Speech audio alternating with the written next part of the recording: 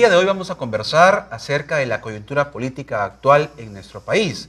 Hemos invitado para tener mayores referencias sobre esta problemática nacional al señor presidente de la Confederación de Trabajadores del Perú y también secretario político del Partido Aprista Peruano.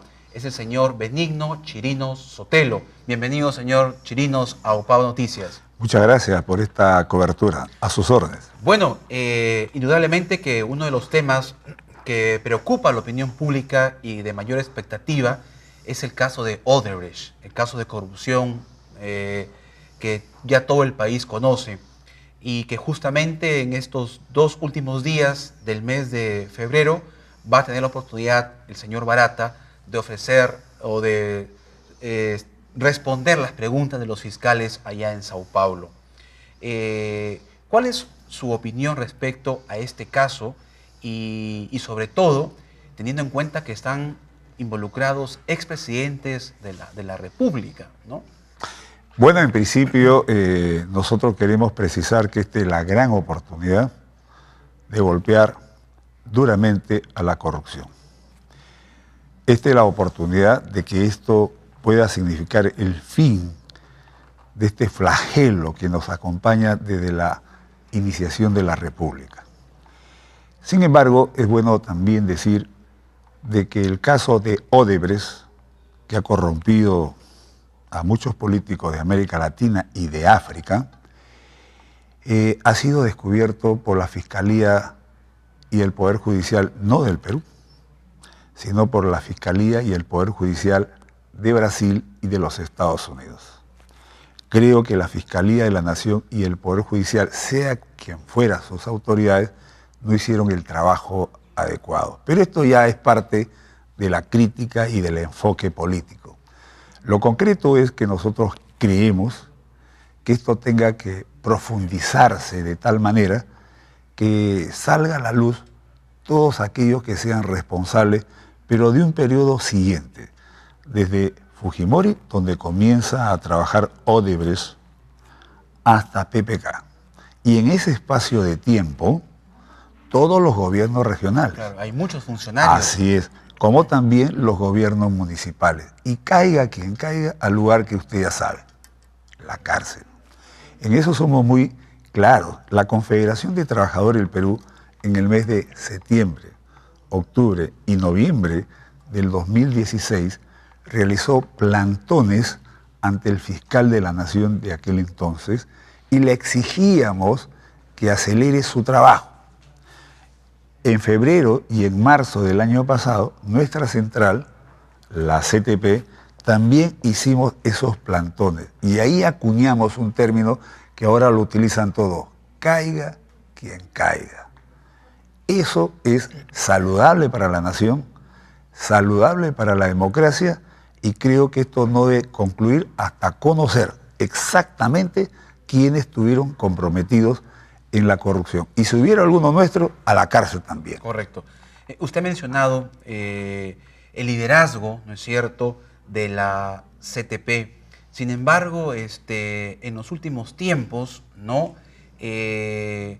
No ha tenido una vigencia o un rol protagónico en la sociedad. ¿Qué es lo que ha pasado? Me pregunta usted de la Confederación de Trabajadores del Perú, exacto. Por supuesto. Creo que así como hay crisis políticas, también hay crisis del movimiento sindical en su conjunto. No se olvide usted que del año 91, antes del golpe, hasta el 2000, se aplicaron las políticas neoliberales contra el trabajo. Lo primero que hizo la dictadura fue desaparecer la Constitución de 1979, y en la Constitución de 1979 existía el título primero, capítulo 5 sobre los derechos fundamentales del trabajo. Ahí estaban los derechos del trabajo. Lo que hizo la dictadura es dar un golpe de Estado, que sabemos que fue el 5 de abril del 92, desmontar la Constitución de 1992, quitarle los derechos a los trabajadores, despedir 550.000 trabajadores de la actividad privada y estatal. Y obviamente ahí a todos los dirigentes sindicales, sean de sindicatos, de federaciones y de centrales. ¿Esto qué significó? ¿No? consolidar una política contra el movimiento sindical, incluso contra los partidos políticos.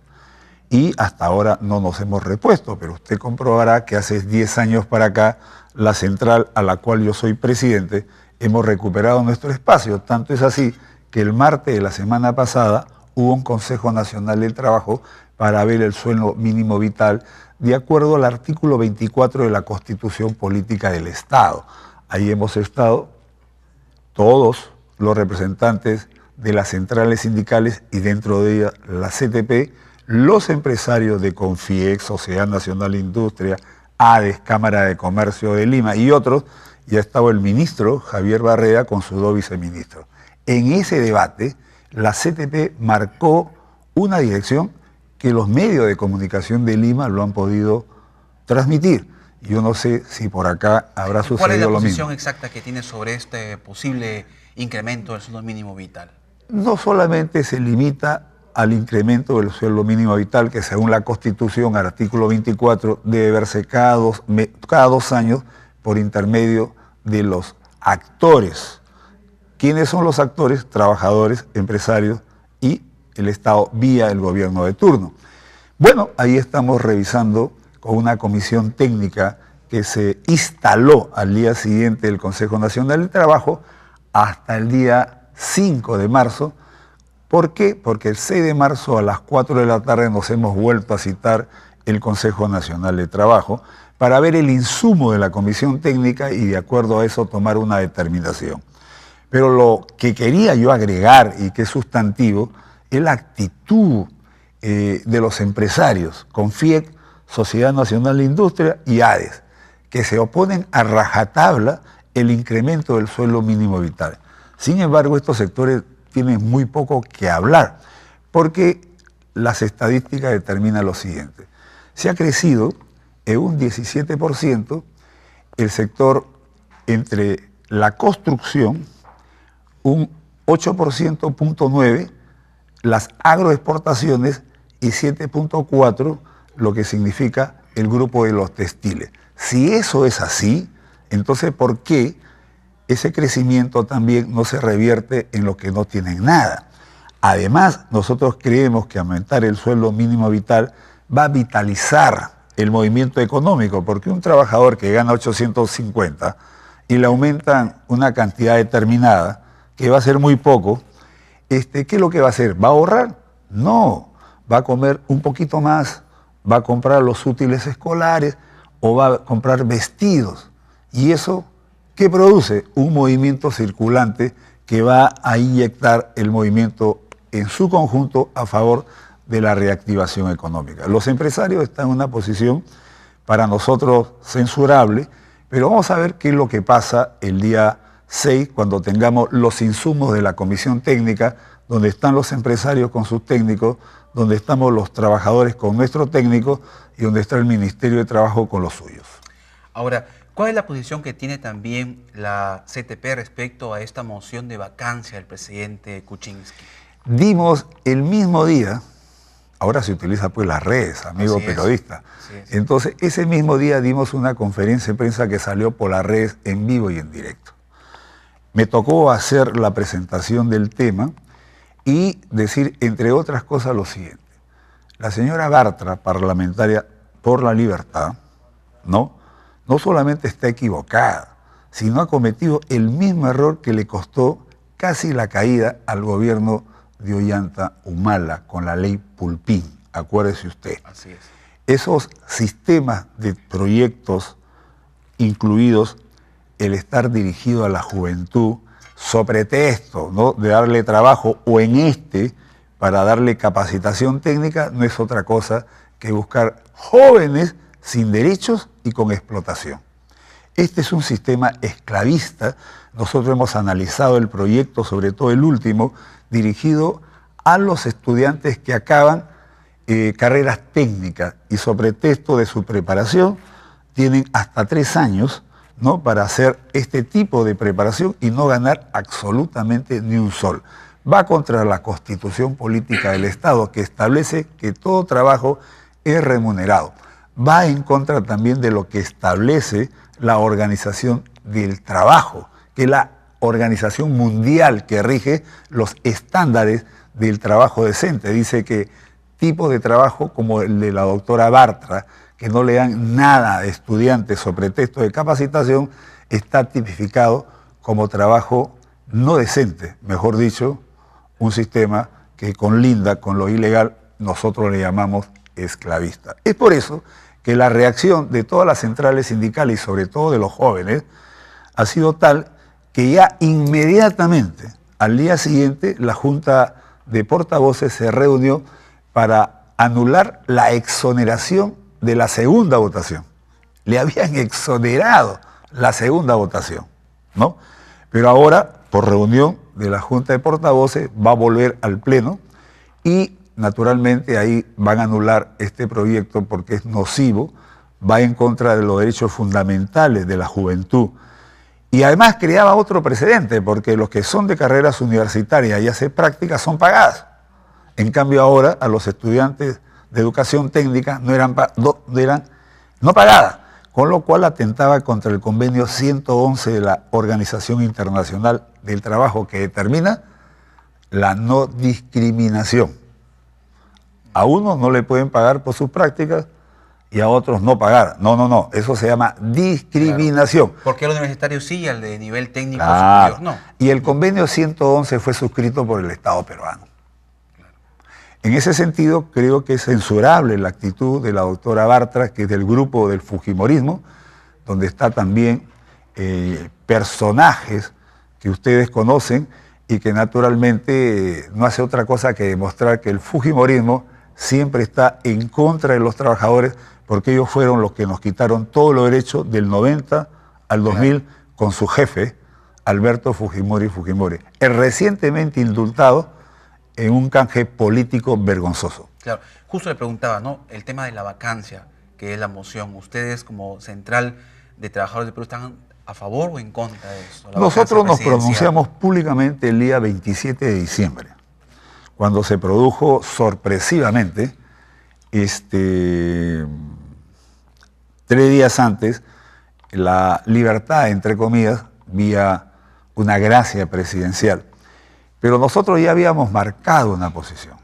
El 27 nosotros lo que hicimos es ratificar nuestra posición en el sentido que era correcto la vacancia, y el 27 de diciembre decíamos, ya ves, teníamos razón, estábamos por la vacancia, pero todos aquellos que votaron, entre comillas, por conciencia, no solamente fueron engañados, sino que permitió un canje político que permitió la libertad indebida del prontuariado Alberto Fujimori.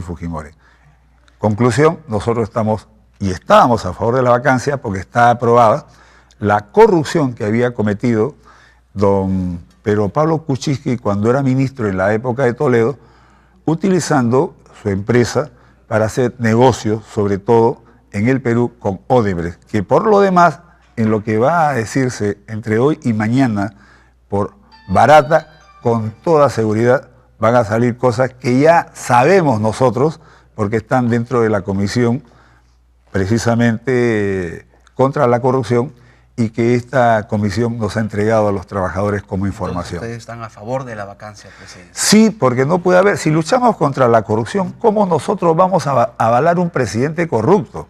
Además, la Constitución lo prevé, y además también, en caso de vacancia, no es que el presidente del Congreso va a asumir su responsabilidad, será el vicepresidente. Y nosotros estamos seguros que el arquitecto o ingeniero Martín Vizcarra va a ocupar la vicepresidencia, porque por algo ha sido elegido y ha postulado para ser vicepresidente.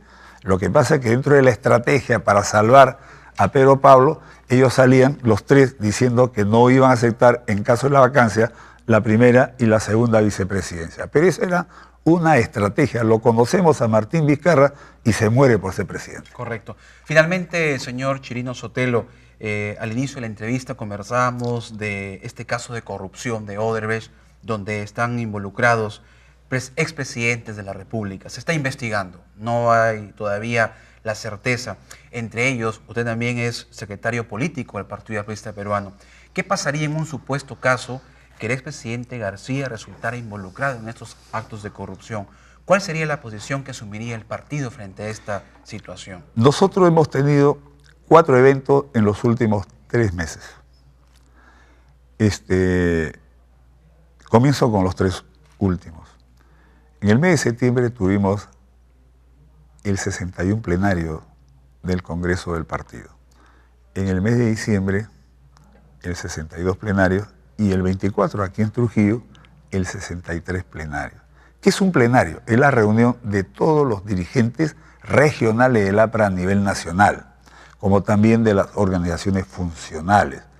Y en ese sentido, ahí analizamos con la dirección política, más la dirección del Comité Ejecutivo y nuestras bases regionales sobre temas centrales. Y ahí, en esos 3 plenarios, hemos coincidido que la corrupción es un mal que se tiene que destrozarla sin miramientos. Y voy a decir un término duro que a veces no se utiliza, pero para mejor entender. Esta es la gran oportunidad, televidentes, de quebrar la columna vertebral de la corrupción que nos acompaña de la época de la independencia y de la república. No importa quién sea el que se descubra como corrupto. Basta que se le descubre, debe ir a la cárcel. Y si hubiera uno nuestro, obviamente también a la cárcel. Aquí el corrupto es corrupto. Y el APRA, organización política revolucionaria, de izquierda, democrática, según Ayala La Torre, es para defender al país, los intereses de los trabajadores, de la población en general, y naturalmente no tiene cabida dentro del mismo los corruptos. Si hubiera corruptos dentro del APRA, insisto que se le dé el mismo tratamiento que el resto. Su lugar, la cárcel. Pero quiero aclarar en este espacio lo siguiente. De lo que ya se sabe, y que seguramente Barata va a confirmar, son 22 millones que recibió el expresidente Alejandro Toledo. Por eso es que está prófugo y ya inició el doctor Tuberlí Rodríguez, presidente del Poder Judicial, la semana pasada el proceso de extradición. Está comprobado, ¿no?, que el régimen de Humala, llámese él y su esposa, recibió 3 millones de dólares, por eso es que están presos. De igual manera se ha comprobado, ¿no?, que Keiko Fujimori recibió hasta ahora, de lo que se conoce, 550.000 dólares para su campaña. Y en el caso de la ex alcaldesa de Lima, Susana Villarán, ha recibido 4 millones de dólares. Es por eso que el fiscal, y ya lo aceptó el juez hace más de un mes, está prohibida de salir del país.